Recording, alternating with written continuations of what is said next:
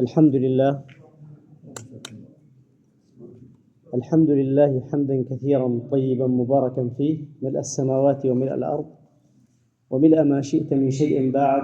أهل المجد والثناء أحق ما قال العبد وكلنا له عبد. اللهم لا مانع لما أعطيت ولا معطي لما منعت ولا ينفع ذا الجد منك الجد. قال الشيخ العلامة محمد بن صالح العثيمين عليه رحمة الله: فقد جاء في فضل الصوم آثار عظيمة. من هذه الفضائل كتبه الله على جميع الأمم وفرضه عليهم. قال الله: يا أيها الذين آمنوا كتب عليكم الصيام كما كتب على الذين من قبلكم. ومن فضله أنه سبب لمغفرة الذنوب وتكفير السيئات. قال النبي صلى الله عليه وسلم: من صام رمضان إيمانا واحتسابا غفر له ما تقدم من ذنبه. ومن فضائله أن ثوابه لا يتقيد بعدد معين، بل يعطى الصائم أجره بغير حساب. قال النبي صلى الله عليه وسلم: إلا الصوم فإنه لي وأنا أجزي به.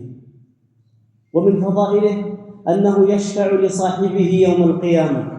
قال النبي صلى الله عليه وسلم: الصيام والقرآن يشفعان للعبد يوم القيامة.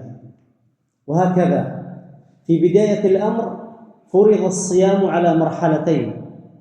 المرحلة الأولى التخيير بين الإطعام والصيام، إن كان الذي لا يستطيع أن يصوم يطعم مع تفضيل الصيام عليه.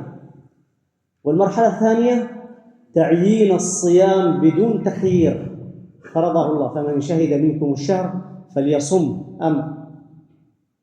ولا يثبت شهر رمضان إلا برؤية ثبت عدل أمين، وليس لكل أحد، ويكفي رجل واحد ليشهد بدخول الشهر، وهذا مآله ومرجعه إلى ولي الأمر والمحاكم الشرعية في كل بلاد.